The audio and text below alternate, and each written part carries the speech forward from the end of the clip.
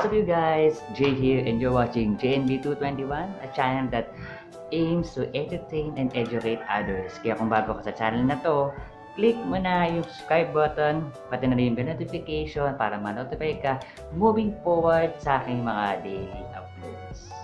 Okay, so good morning.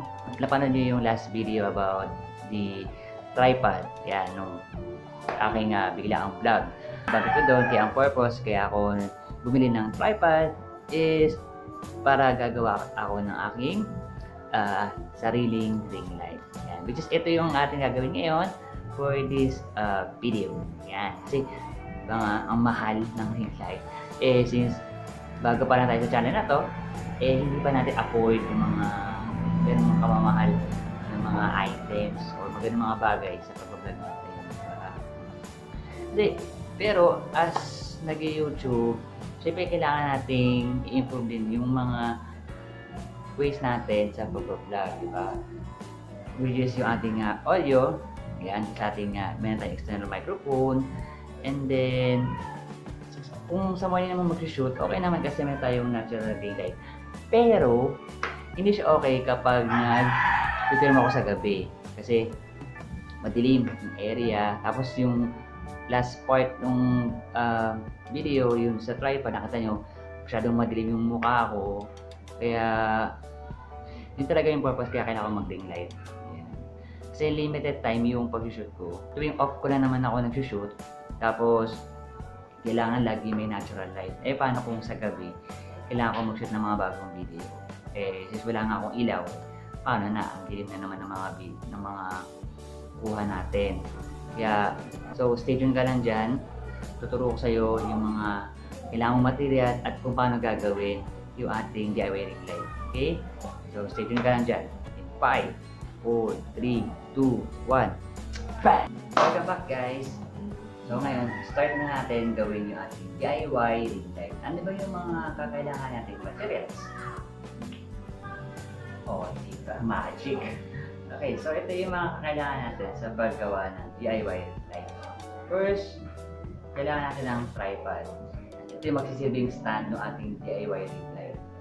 Ito yung in-unbox natin sa biglaang vlog. Tapos tinanggal ko na rin yung screw dito para mag-flat yung socket na gagamitin natin. So, aware na kayo kung magkano ito, di ba? 165 pesos lang. Tapos, meron tayong push-through socket extension. So, nabili ko to sa handyman sa Robinson's Galleria. Tapos, ang presyo niya is 130 pesos. Sobrang mura lang siya. 3 meters yung kanyang haba.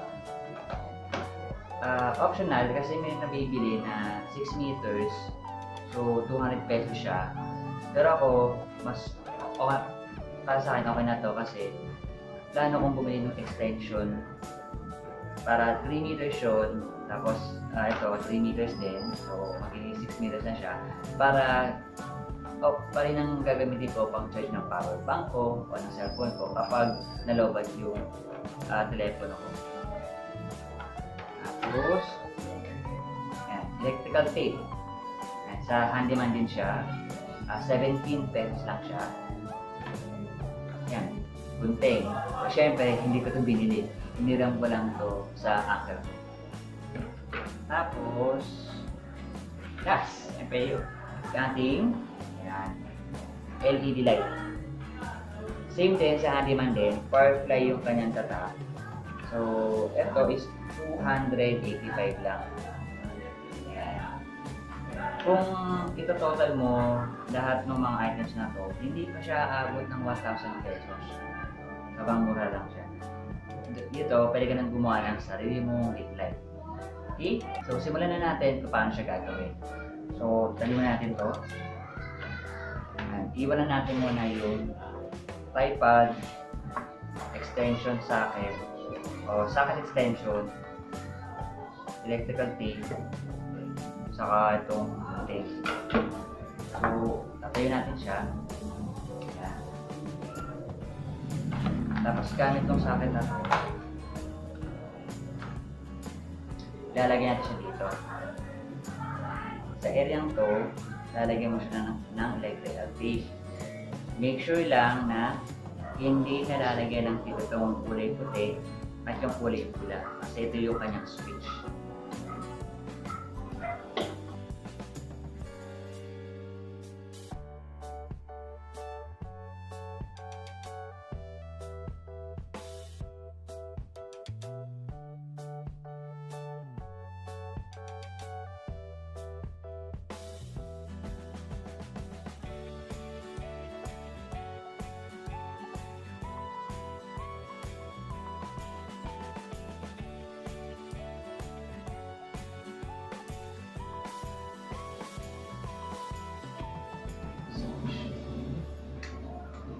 Yan.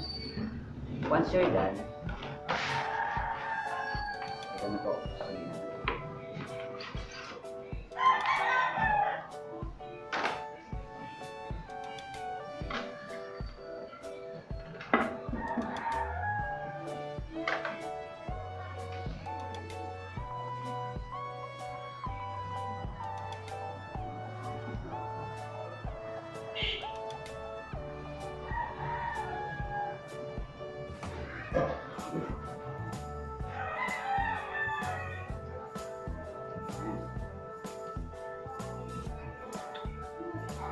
So, ito na po yung itsura ng ating DIY ring light.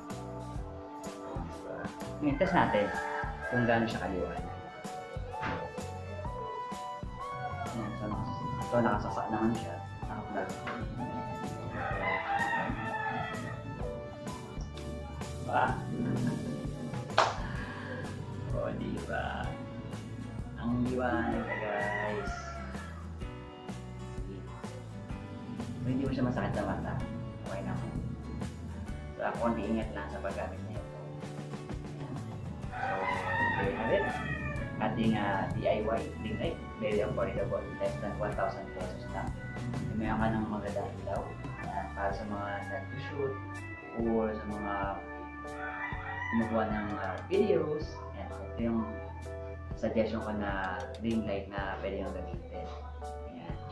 So, kung gusto mo itong video na to, hit mo lang yung subscribe button, pati na rin yung leave a comment, pati na rin yung thumbs up, pati na rin yung notification bell para ma-notify ka before sa aking mga upcoming uploads. Okay? So, see you on the next one. Bye! Bye!